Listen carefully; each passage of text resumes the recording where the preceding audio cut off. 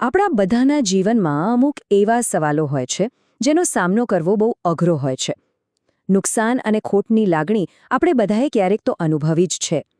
આજે આપણે એક એવા ગહન ઉપદેશને સમજવાની કોશિશ કરીશું જે શોકના સમયે આપવામાં આવ્યો હતો અને મૃત્યુ, દુઃખ અને છેવટે આશાના સંદેશ પર પ્રકાશ પાડે છે. આ ઉપદેશની શરૂઆત જ એક એવી ક્ષણથી થાય છે જે કદાચ આપણામાંથી ઘણાને યાદ હશે. જીવનમાં પહેલીવાર મૃત્યુનો સામનો કરવો. આ શબ્દો આપણને એ બાળપણની નિર્દોષતામાં પાછા લઈ જાય છે અને બસ અહીંથી જ આપણી શોધ શરૂ થાય છે. તો આ ઉપદેશ મૃત્યુને કઈ નજરે જુએ છે? જુઓ, એને ખાલી એક દુર્ઘટના તરીકે નથી જોતો, પણ એને જીવનની એક એવી વાસ્તવિકતા માને છે, એક એવી સચ્ચાઈ જે આપણને કંઈક ઊંડું વિચારવા પર મજબૂર કરે છે. ક્યારે વિચાર્યું છે કે મોટાભાગના લોકો જીવનના મોટા સવાલો વિશે ક્યારે વિચારવાનું શરૂ કરે છે? આ ઉપદેશ કહે છે કે આવું મોટાભાગે ત્યારે જ થાય છે જ્યારે કોઈ મૃત્યુનો સામનો કરે છે. બસ એ જ ક્ષણ આપણને અટકાવી દે છે અને પૂછવા માટે મજબૂર કરે છે કે આખરે આ જીવન છે શું? પણ આ બધું દુઃખ આવે છે ક્યાંથી? આ પીડા, આ શોક, એનું મૂળ શું છે? આ સવાલનો જવાબ શોધવા માટે આ ઉપદેશ આપણને એક બહુ જ જૂની વાર્તા તરફ લઈ જાય છે. ઉપદેશ પ્રમાણે આખી વાતની શરૂઆત થાય છે ઇતિહાસના પહેલા પુરુષ એટલે કે આદમથી. એમની જ વાર્તા દ્વારા સમજાવવામાં આવ્યું છે કે આ દુનિયામાં દુઃખ અને મૃત્યુ કેવી રીતે આવ્યું. તો ચાલો જોઈએ કે આ શું કહે છે. આ ઉપદેશ છે ને એ મૃત્યુને 3 અલગ રીતે જુએ છે. સૌથી પહેલું, એ મૃત્યુને એક રોગ તરીકે જુએ છે, એક ખતરનાક બીમારી જે કોઈને છોડતી નથી. જાણે કે કોઈ વાયરસ હોય જે આખી માનવજાતમાં ફેલાઈ ગયો હોય. પણ વાત અહીંયા પૂરી નથી થતી. એ માત્ર એક બીમારી નથી. ઉપદેશ આગળ કહે છે કે તે એક સજા પણ છે, ઈશ્વરના નિયમને તોડવાનું પરિણામ. એટલે આ દૃષ્ટિકોણ મૃત્યુમાં એક નૈતિક પાસું પણ જોડે છે. અને હવે ત્રીજો અને કદાચ સૌથી ઊંડો વિચાર.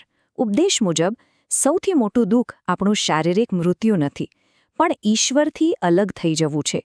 એ જે એકલતા અને ખાલીપાની લાગણી છે ને, એ જ સૌથી મોટી પીડા છે. આ સ્લાઇડ પર આદમના દુઃખની ઊંડાઈ દેખાય છે. જરાક કલ્પના તો કરો. પહેલાં તો ઈશ્વરથી અલગ થવાનું દુઃખ, પછી પોતાની જ આંખો સામે પોતાના દીકરાનું મૃત્યુ જોવાનું, પોતાની પત્નીને પ્રસવની અસહ્ય પીડામાં જોવી અને છેવટે પોતાના જ પરિવારમાં બીમારીને પ્રવેશતી જોવી.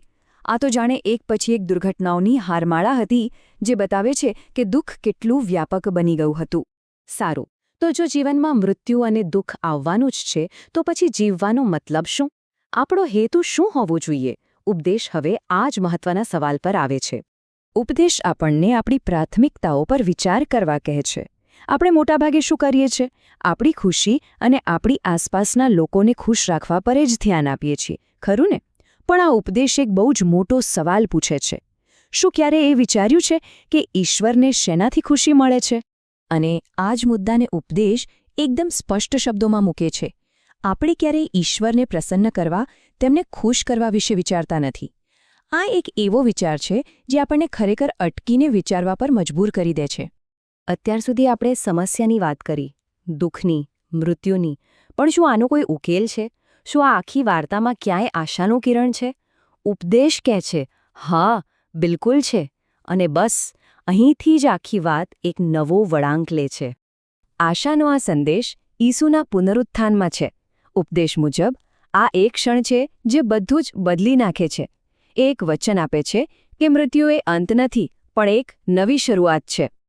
આ આશાની વાતને સમજાવવા માટે ઉપદેશ એક બહુ જ સુંદર રૂપકનો ઉપયોગ કરે છે. ઘઉંનો દાણો.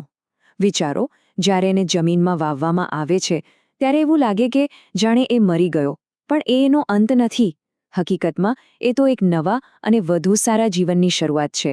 તો આ ઘઉંના દાણાની વાતનો અર્થ શું થયો? સીધો અને સ્પષ્ટ કે મૃત્યુ એ અંત નથી. આપણું આ શરીર એક બીજ જેવું છે જેને જાણે જમીનમાં વાવવામાં આવે છે, અને ઉપદેશનું વચન એ છે કે એમાંથી એક નવું આધ્યાત્મિક જીવન ઉગી નીકળશે. આ જ છે પુનરુત્થાનનું વચન. તો આ બધી વાતોનો આપણા આજના જીવન માટે શું મતલબ? જો મૃત્યુ પછી આશા છે, તો આપણે અત્યારે કેવી રીતે જીવવું જોઈએ? બસ ઉપદેશ આપણને આ જ અંતિમ અને સૌથી મહત્વના મુદ્દા પર લઈ આવે છે. આખા ઉપદેશનો સાર બસ આટલો જ છે. આપણું જીવન અર્થ વગરનું નથી. પૃથ્વી પર આપણને જે થોડો સમય મળ્યો છે એનો એક હેતુ છે, અને એ હેતુ છે ઈશ્વરને જાણવાનો અને વિશ્વાસમાં જીવન જીવવાનો. અને એટલે જ આ આખી સમજૂતી આપણને એક ઊંડા અંગત સવાલ પાસે લાવીને ઊભા રાખે છે, જે ઉપદેશમાં પૂછવામાં આવ્યો હતો, પ્રભુ, મારો અંત કેવો હશે? આ એક એવો સવાલ છે જેનો જવાબ કદાચ દરેકે પોતાની અંદર શોધવાનો છે. ખરેખર વિચારવા જેવો સવાલ છે નહીં?